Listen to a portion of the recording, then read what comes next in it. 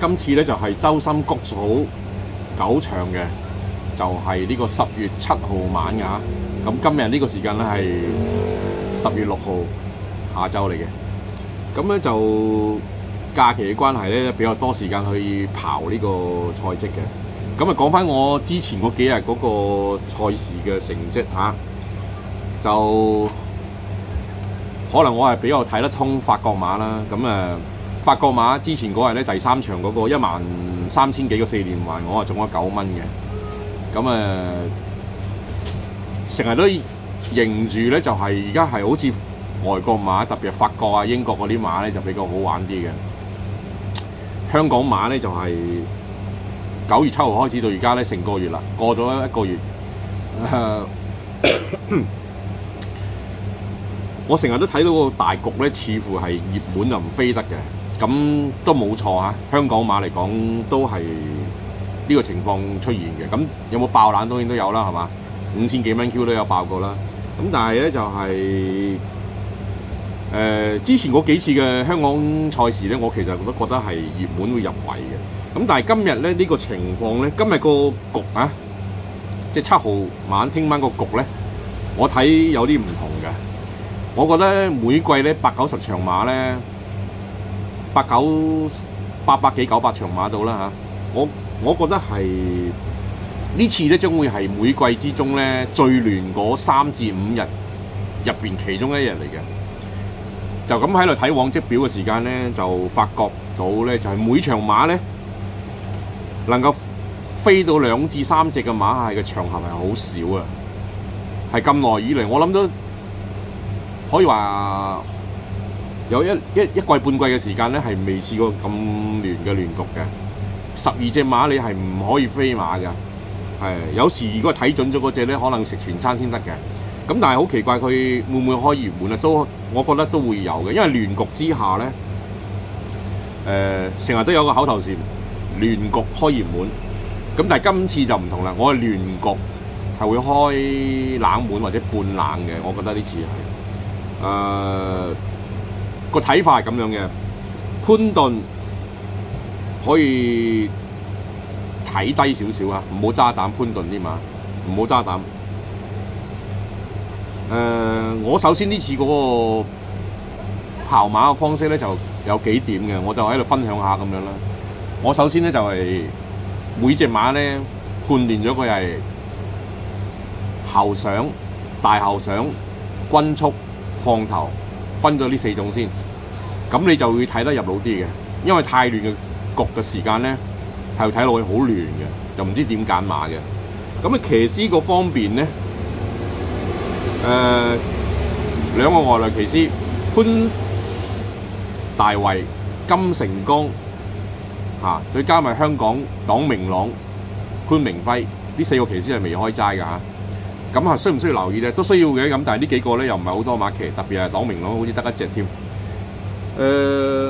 黨明朗嗰隻冚天鐵翼咧就係、都有排面嘅，但係最衰係排到個12檔嚇，做腳只能夠做腳啊咁樣嘅。至於金成剛、潘大衛呢兩個咧，金成剛手覺得佢入圍好似多啲，係好似係比潘大衛咧好少少嘅啊。咁呢次咧有冇機會開齋都有嘅嚇，但係馬都唔多，騎4、5隻咁樣機會嚇。咁另外就係嗰、潘明輝，潘明輝上季曾經有段時間咧，哇！覺得好似成個天之驕子咁樣，好似嗰輪好多馬房咧同埋啲馬主都俾佢去搏殺嘅。潘明輝係好似天之驕子咁樣嗰次。咁但係今季開頭到而家就未開到齋啦。咁但係似乎都近㗎啦嚇，潘明輝都近㗎啦。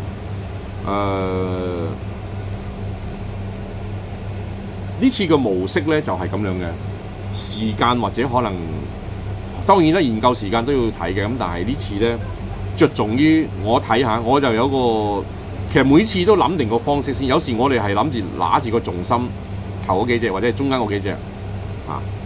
呢次個方法咧就係咁樣嘅，就係要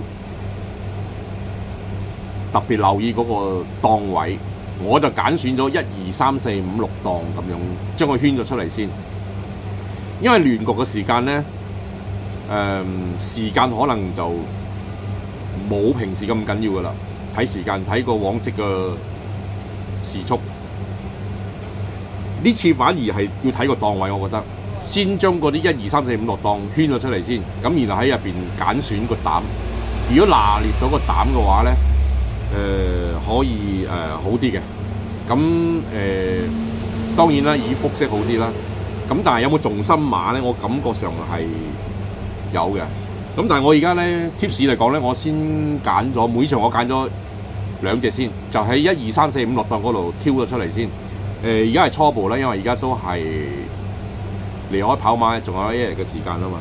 咁而家有時間就拍片，咁我就剔咗佢出嚟，咁大家可以重點就留意埋我呢每場呢2隻馬咁樣。每場我係挑選2隻俾大家去參考㗎嚇。第一場嚟講，我就揀選呢個極速之子，我曾經贏過錢啦。咁呢隻馬好似感覺上好似係穩食馬咁樣嘅。金城江係嘛？咁好啦，另外一隻叫做星雲浩騰，呢隻星雲浩騰雖然出得唔即係賞名唔多，咁但係咧就上次我捉到佢啦，咁呢次都跟多一次嘅，呢次由潘明輝騎喎，咁呢兩個咪有機會呢場開齋係有機會㗎嚇。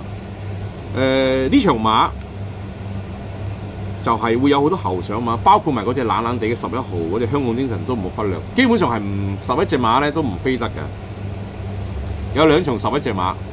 另外有7場係12隻馬嘅，咁呢次我覺得我係揀選呢2隻重心嘅賠率，我而家未得閒抄下。今日嘅隔夜賠率我就要睇睇，一陣間晏啲會抄下。咁落注就會喺今晚先落嘅。好啦，第2場嚇，我就揀選呢個紅海勁何澤耀同埋呢個5號檔位嘅迎苗星。迎苗星跑過一次近啦，均速跑到個第4。希威森。咁呢2隻咧2、5嚇，第2場係選。好啦，第三場咧我就揀翻潘頓喎，杜月橋。咁呢場馬咧其實都係亂就唔使講啦，都冇馬可以飛死嘅，包括埋嗰隻獵寶勤都要留意啊。咁但係我揀選第3場，我就揀選5號杜月橋潘頓，8號馬認罪美麗，即係都係美麗係嗰啲馬，咁啊都要睇一睇啦嚇。因為就贏嘅獎金唔多，呢次係巴道騎，咁我都要㗎嚇。好啦，去第4場，我係揀選嗰隻有少少情意結啦嚇，極速滿貫。另外8號馬康槍之星，我上次都有揀㗎啦。爆冷呢康槍之星都係側身㗎，咁揀選啲側身總好過揀啲見底嘅馬做膽嘅嚇。重心呢2隻啦嚇。咁其他嗰啲有啲老馬啊嚇，博愛先鋒啊，1號包括埋追風啊，呢啲都要留意㗎嚇。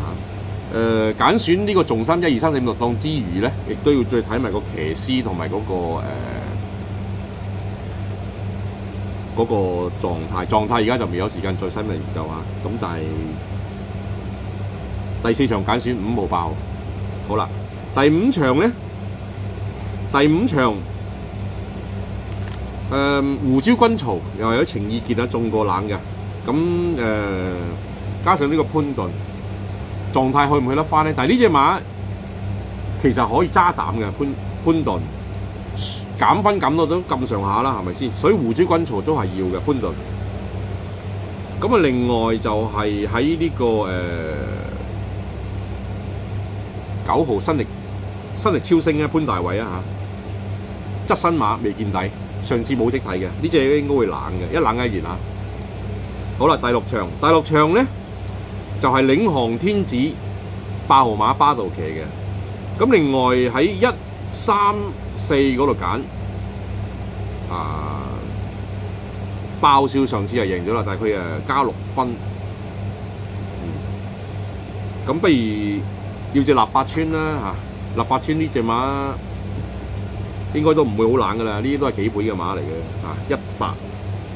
第7場咧我就揀選呢個5號、7號。咁其實講真，佢有機會係會半熱嘅。咁盡量落注嘅時間拖埋啲冷腳啦，拖啲冷腳啦。長勝力區復橫星期嘅電玩精英就係艾兆禮嘅。艾兆禮其實我哋成日都要睺住佢嘅，因為呢個嘢佢有時久唔久都有啲精彩表現嘅喎。艾兆禮、艾道拿呢啲真係要睺住。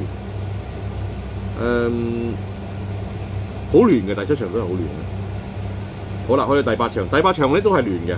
咁就係我揀選原本想要冚天鐵，不過後尾個檔位真係有啲影響。咁加埋個黨明朗，我諗揀啲7號馬至尊貴寶同埋8號長勝金剛啊，梁家俊加潘寧輝。腳嗰方面根本就冇得好講。另外尾嗰兩隻11、12都要留意嘅，但係我揀就揀咗7、8，而家係揀重心膽嘅。好啦，去第9場，第9場咧我就中意3隻，咁2號勇霸龍就係呢個艾道拿騎嘅，10號馬維港激流大後上馬呢隻，20都係大後上嘅，反而嗰隻海旋寶側身11號馬呢隻咧都係要留意嘅嚇，就係梁家俊嘅。梁家俊放頭馬都 OK 嘅，係啊。咁而家初步揀咧，我就冇睇賠率嘅，有可能咧係半熱半熱嘅。咁你想去冷都難嘅。咁但係整體嚟講，聽晚嚟講咧，一定係會相當亂嘅嚇。我評佢為一季之中有5日大亂局嘅話咧，聽日係其中一日嘅。咁特別太過重注就要小心啲啦，只可以輕注啦嚇，或者係拖多幾隻啦，甚至乎係食全餐啦，一膽食全餐啦，或者買馬都有時都唔係話成日可以中冷嘢㗎，咁保本都最緊要嘅。好慶幸咧，法國馬嗰度咧就玩翻多少咁香港馬最主要係嫌佢熱嘅啫，因為我哋係中意買冷門。咁如果你話成日開熱門，真係會陰乾嘅嚇。咁好啦，祝大家好運啦！中秋節快樂！